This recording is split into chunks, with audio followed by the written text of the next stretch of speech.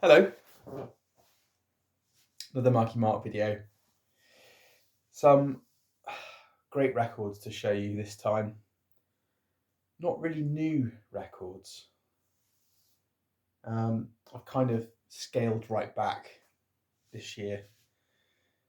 Lots of things happening, going on. I mentioned that before, lots of things happening.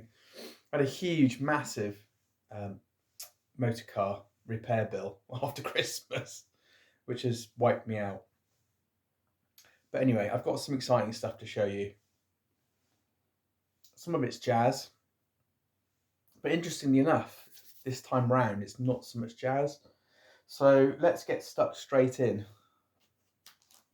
There's a lot of nostalgia, sort of 80s, 70s sort of music here. But I'm not really into comparison videos, but I got myself listening to Kate Bush's The Kick Inside. And this is a copy that I think it came from my mum and dad's collection. It's a fantastic album. It's her first album from 1977, I think, 78. And hang on, recorded at Air London Studio 75. And it's a bit crispy for me, a little bit, if you can see that, a little bit crispy. So I thought I'd go for the remastered edition, which they brought out in 2018. And there was a few of her earlier albums they brought out, nicely remastered by Bernie Grundman. And I thought, well, why not? For 20 quid or whatever. Let's get the two albums here.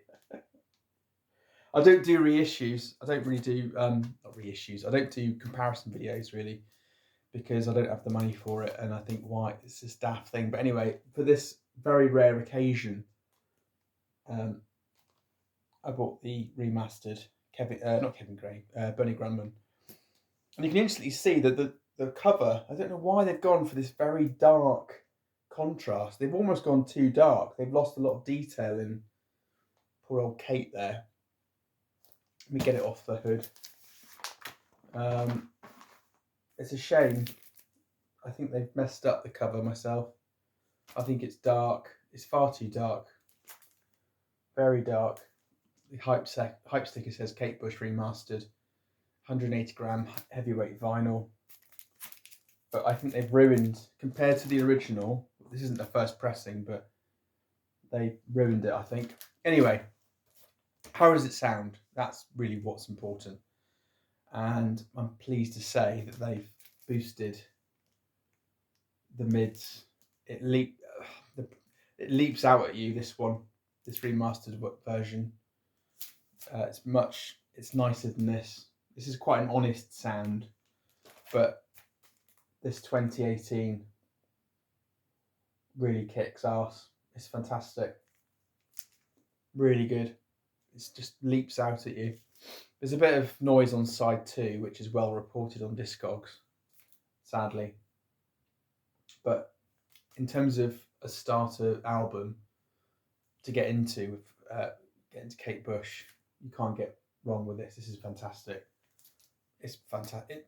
A lot of her stuff, some of it for me is far way out. I don't like a lot of her stuff, but I like Dreaming. I like this one, and I like Hands of Love, but this is great. Anyway, let's carry on. So this video is more about really the things that I'm sort of spinning at the moment from my collection. I think it's really easy to collect and gather lots of records to build up a collection.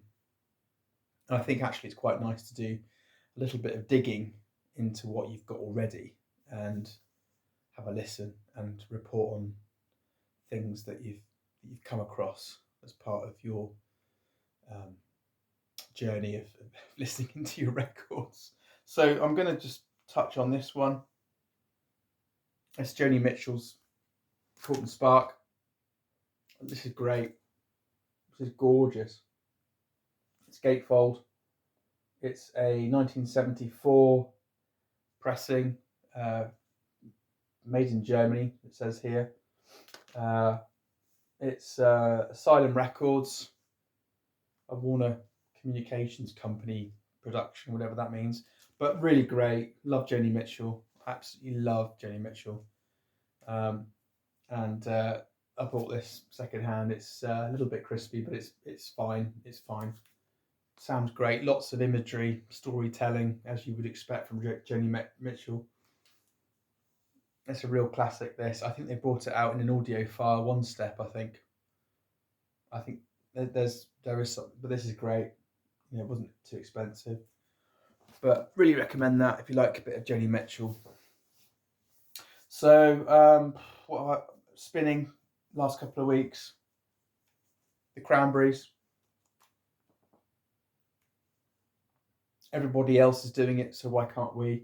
This is the Analog Spark version, which is the true audiophile direct from tape version, and not cheap, not as cheap as the crummy anniversary edition that another label brought out.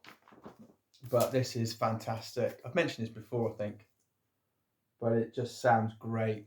My goodness, it's just incredibly, it just leaps out from the speakers into your room. It really is a fantastic listen. Not that I'm a massive Cranberries fan, but this is a real true audiophile listen. It's absolutely stunning. It's really good. So I've also been listening. I've been dipping in left, right, and centre, and recently been dipping into my Dave Matthews Crash. From start to finish, this album is an absolute piece of art. It is stunning. For me, there's a lot of memories tied up in this album from when I first met my wife 20 years ago, 22 years ago. Beg your pardon, 24 years ago. And this is I think this is the Record Store Day exclusive splatter vinyl. I'm not going to get it out. Got a few to show you here. 2016 recorded, reissue from 1996, and really, if you haven't heard this album, you can stream it quite easily. But the transition between Too Much to Number 41 to then Say Goodbye, the transition between those tracks, it's seamless, and it's just a beautiful build up to a very emotional experience, in my opinion. Great album. It's a real classic. Really good. Thoroughly recommend Crash.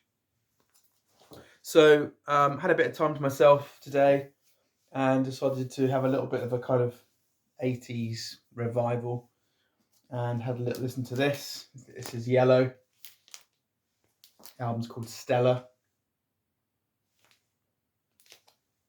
I don't like some of this, but what I do like, I really, really like. And it's music on vinyl. It's a 2014 edition. And if you've not heard this, go to track 3 on side 1. Oh yeah. And then if you've seen Ferris Bueller's Day Off with that iconic oh yeah, it's beautiful. It just goes on. It's just a fantastic track. But if you've got a good bass and good setup, you want to play Stella by Yellow, because it's just standout beautiful. It's fantastic. Very, very deep. And it just rumbles. It's just a great rumbler. Fantastic album. Although some bits on side 2, I'm just it's a little bit too much. But yeah, I've listened to that. Really good. And then I kind of went a little bit bit softer. Went for Yazoo upstairs at Eric's on BMG. It's a BMG label, 2019. Moye on piano and vocals. It's a lovely iconic album cover. classic debut album from Yazoo upstairs at Eric's, remastered on 180-gram vinyl on BMG. Yeah, great. It's a bit noisy. I've cleaned it a few times, and it's funny with some of these albums that are a bit crackly. People say, "Oh yeah, well, stuck it in the ultrasonic and it's come out absolutely spotless." A lot of the crackles you'll hear on a record are actually artifacts left over from the pressing. If they've been pressed fairly hot and very dynamic, there's more chance of bits, artifacts left in the grooves that cause the ticks and the pops. It's not muck, it's not dust, or nothing you can do about it. But it's not a deal breaker. You can still get it. Really, all of these you can get really cheap. And thoroughly recommend Yazoo if you've not heard that before. Brings back some memories. Only You is one of the ones I remember, which is fantastic. Recommend that. Another one that you might not hear of before. I don't think you can stream this one, but it's Pig Bag. Lend an ear. Really good 80s jazzy funk band, instrumental band. Hit the O deck on side 1, which is track 2 of side 1. Is really worth listening to, and cheap as chips. Fantastic listen. Have a listen to this. It's absolutely fantastic. I'm not sure when it was brought out. Let's have a look. Pig Bag, Lend an ear. I mean, it's just funky as hell. 1983. Yeah. Lovely record. Really recommend listening to that if you like a little bit of sort of funky jazz. Brilliant. Really good. So, this week apparently, I can't remember what day it was now, but this week was Nina Simone's 90th birthday, had she been alive. So I decided to throw on this one. Little Girl Blue, Nina Simone reissue on Bethlehem. The hype sticker says, classic debut from Nina Simone, mastered by Kevin Gray, new essay by author liner notes Daphne A. Brooks. Lovely tip-on jacket. I think I've mentioned this before. Great sounding record. Really, really good sounding record. Probably cut too hot because it's got a lot of cracks and pops. Lots of people talk about this as being a real problem to get hold of a really clean copy. Such a shame. I don't know where it was pressed. I want to say RTI, but I don't want to be wrong. But it has some bloody stupid, background crackles and pops, despite as much cleaning as you'd like. But it sounds out of this world. It really is incredibly dynamic. Loads of good stuff on this, and it's a beautiful record. Cheap as chips. Just amazing, and it's just a real shame that it's a real shame that whoever did printed this for Bethlehem. This is my second copy, and even that, this is the best of the two. Such a shame, but anyway, great, really great, and love you, Nina. You've done, she's so talented, so amazing. Lastly, this week, not so much jazz actually, to be honest with you. Listening to just everything else but jazz, apart from a bit of Nina.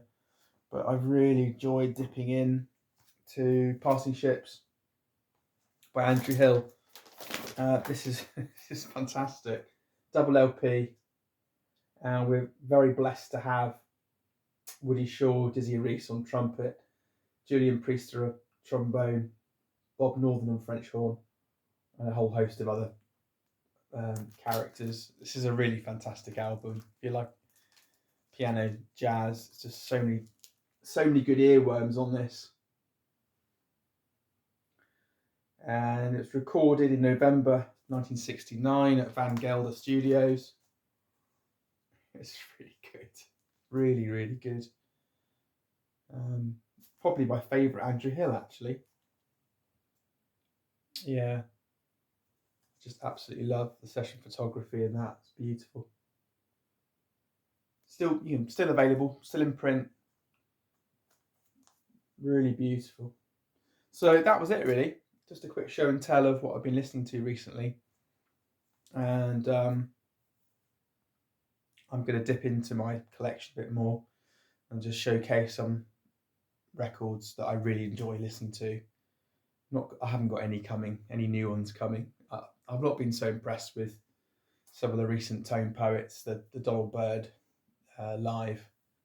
There's a few others that I just haven't dipped. I'm not a completist. I get what I like, and that's the main thing. I love what I buy. So anyway, thank you for listening.